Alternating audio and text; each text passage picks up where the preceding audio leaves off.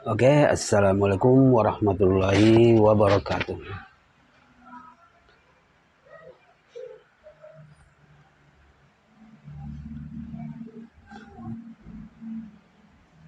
Nah, sekarang kita akan coba membahas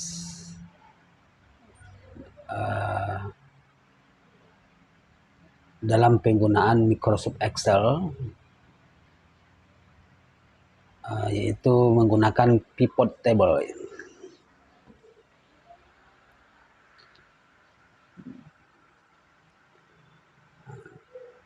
Pivot table ini adalah salah satu di dalam Excel kita bisa mengolah dari satu database. Kita nanti bisa untuk menata laporan kita lebih sesuai dengan yang diinginkan. Sekarang contoh di dalam laporan ini adalah laporan siswa ya. Di sini banyak nih filenya atau kolom-kolom datanya ya. Dari kode kelas sampai ke bonus nih. Dari semua ini kita bisa memilih itu nanti. Tergantung kebutuhan kita untuk mendapatkan informasi yang lebih jelas. Ini contoh nih, pimpinan lembaga ini dari banyak file ini sekarang dia tidak mau semuanya.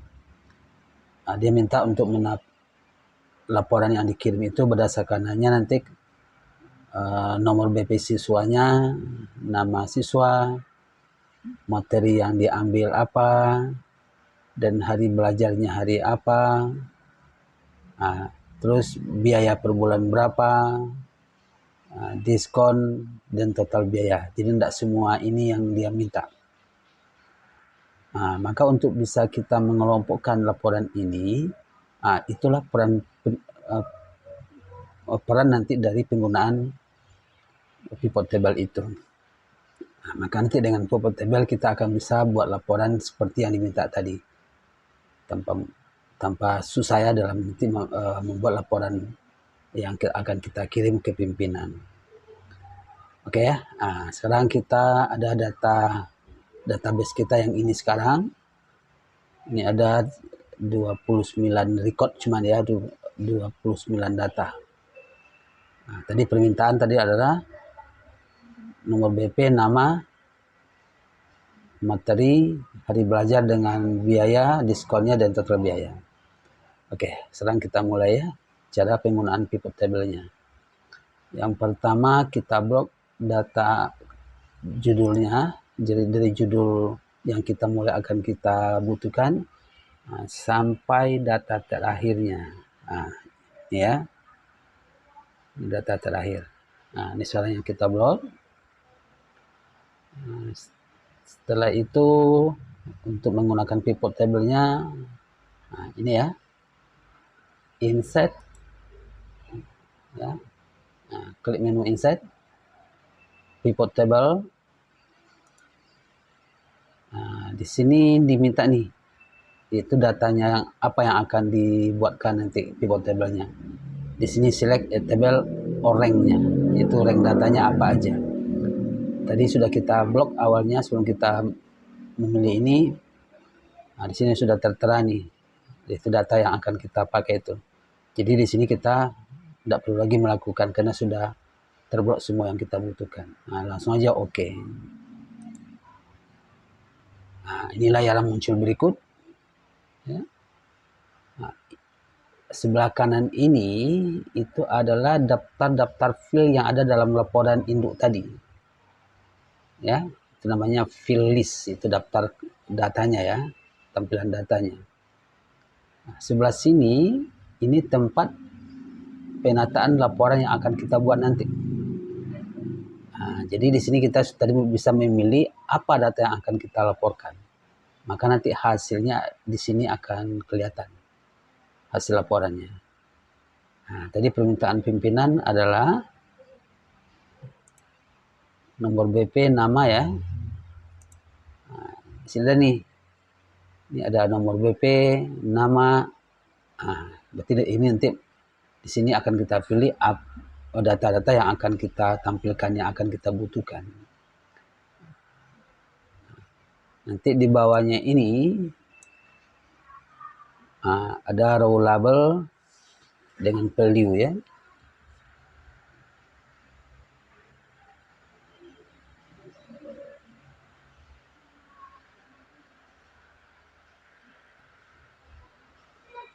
Oke, kita lanjutkan ya. Ini adalah daftar data-data yang dalam laporan tadi ya. Ini field atau kolom-kolom datanya. Nah, di sini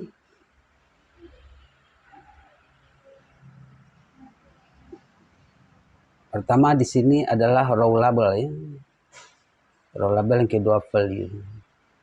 Row label ini untuk menempatkan data-data yang ada dalam daftar ini itu dalam bentuk data huruf atau data label. Nanti kita letakkan di dalam row label ini. Mana data-data kita yang kategorinya huruf, maka atau label, kita masukkan ke row label ini. Nah, data kita yang dalam bentuk data angka, yang dipilih sebagai data angka, maka nanti tempatkan di value. Jadi ada dua penempatan ya, data huruf dan data angka. Nah, tadi yang diminta pertama nomor BP. Nomor BP ini itu memang huruf, memang angka ya. Tapi ini kategori huruf sekarang, karena ini bukan untuk diproses, bukan merupakan aritmatika, hanya nomor yang tidak perlu diproses. Nah, ini kategori disebut dengan kategorinya itu adalah kategori label ya. Tapi untuk di luar rumus nanti itu kategori value. Kategori value. Nah, sekarang kita akan tempatkan berarti nomor BP ke row label, karena nanti nomor BP ini dalam bentuk data label ya. Nah, maka saya lihat ke sini. Yang kedua, nama. Saya lihat ke sini. Yang ketiga tadi materi.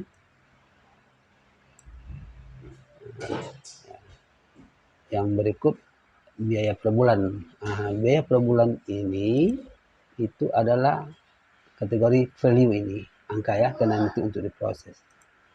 Jadi per bulan taruh ke value. Diskon juga ya. Terus total biaya. Ini adalah angka. Dah. Oke, ini sekarang yang akan dikirim ke pimpinan sesuai dengan permintaannya ya. Nomor BP, nama, materi, biaya per bulan, diskon yang total. Oke. Setelah selesai kita masukkan data-data yang kita butuhkan, maka kita ini rapikan. Kita rapikan. Ini kita tutup dulu yang ini. Tutup ya. Untuk merapikan ini, langkah pertama kita masuk ke menu desain. Menu desain. Ada menu desain ya. Dalam desain ini, yang pertama kita memilih adalah nanti pivot table style-nya, yaitu bentuk laporan yang akan kita buat nanti. Nah, maka di sini itu pilih aja yang non ya, pilih yang non aja. Oke, biar nanti ini belum ada garisnya ya. Jadi yang pertama kita menentukan dalam desain yaitu adalah stylenya. Sekarang kita pilih yang non ini. Setelah itu desain yang berikut lagi di subtotal. Ini kita pilih yang don't show subtotal. Nanti don't show subtotal. Nah, yang mana maksudnya ini adalah laporan ini nanti kita tidak perlu tampilkan subtotal dari masing-masing data ini. Tapi nanti kita butuh hanya grand total aja yang di bawah. Jadi masing-masing data ini nanti tidak perlu kita buatkan subtotalnya. Dari kelompok-kelompok yang berbeda, itu tidak perlu. Nah, maka nanti di sini kita pilih don't show subtotal. Nah, oke ya. Nah, yang berikut dalam desainnya yang di sini adalah memilih grand totalnya. Nah, grand total ini itu kita tampilkan nanti yang di bawah ini ya. Yang di bawah ini berarti grand total kita yang di bawah ini, itu namanya adalah kita menampilkan totalnya itu grand totalnya secara kolom aja, secara kolom ya. Maka di sini pilih on for column only aja, karena kita tampilkan grand totalnya untuk kolom aja, berarti on for column only. Oke ya, itu yang kedua. Tadi pertama subtotal itu tidak pakai, non subtotal. Yang kedua grand totalnya kita pakai yang kolom aja. Yang ketiga report layout ini ya. Maka ini kita pakai yang tabular form aja. Tabular form. Ini jadinya sekarang. Ya. Sudah tampil data yang kita butuhkan tadi, yaitu nomor BP, nama, materi, dan biaya per bulannya, dan diskonnya berapa, total biaya berapa. Setelah itu baru kita rapikan ini. Rapikan ini sesuai dengan lebar kolomnya juga ya. Ini tinggikan, ini kita letakkan di tengah baris sama dengan biasa ya, tengah baris, tengah kolom, terus tebalkan. Value ini kita tidak butuh tampil, ini kita hilangin aja, kita hilangkan. Untuk menghilangkan value ini, klik kanan to hide ya. Okay. Ini sudah apa? Ini kita buat, kan ada rupiah di awal ini, atau kita buat rupiah dulu di awal ini. Maka blok semuanya kita munculin rupiah ya. Klik di sini rupiah ya. Terus ini nggak perlu desimal ya, hilangin desimalnya itu. Oke, ya. Ini dilebarin lagi supaya lebih bagus. Di sini muncul tanda minus ini. Tanda minus muncul di sini. Ini kita tidak butuh nih tanda minus ini. Cara menghilangkan tanda minus ini, tampilkan kembali fill list tadi di sini ya. Untuk menampilkan option, namanya fill list ya. Maka kita tampilkan kembali di sini ya. Option. Untuk menghilangkan tanda minus ini di sini aja nih. Ada plus minus button ini ya. Ini adalah untuk menampilkan dan menghilangkan tanda minus di awal data yang muncul ini. Oke, hilang sekarang kan. Nanti munculin lagi ini lagi. Sekarang kita hilangkan. Ya udah jadi nih, ini kecilin.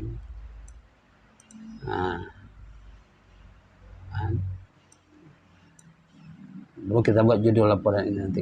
Ini tidak muat nih, untuk baris turunkan ke bawah. Berarti kita melakukan penyisipan baris.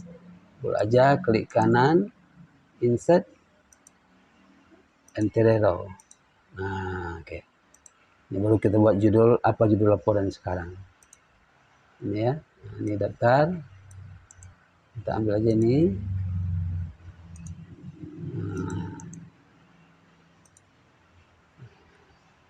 Kita tengahkan.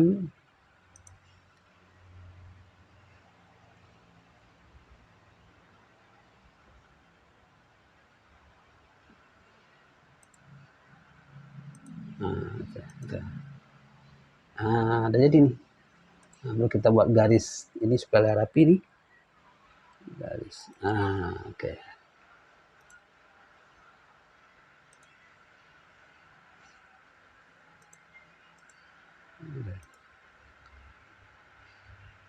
Ya.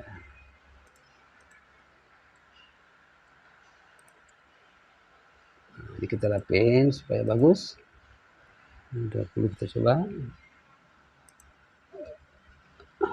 25.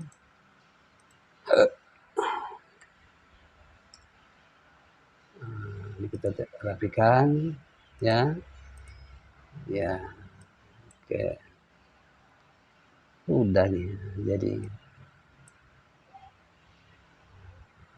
Ini antara judul kita buat garis ganda. 2 ya. Antara ini juga garis ganda kita buat.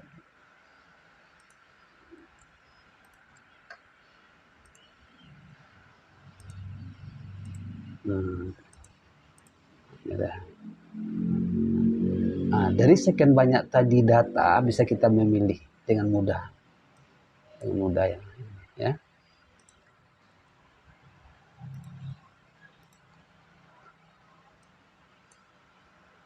Lihat ke bulannya. Nah, sudah jadi. Nah, besarin.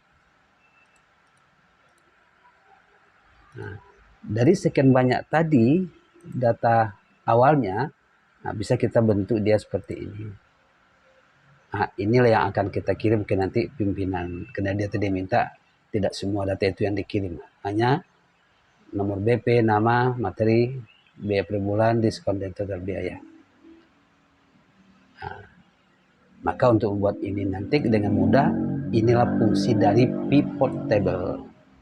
Jadi bisa kita buat laporan, mengklasifikasi dengan mudah. Nah, ini penting nanti ini kita lakukan kalau seandainya nanti kita mengolah suatu database di dalam Excel ya.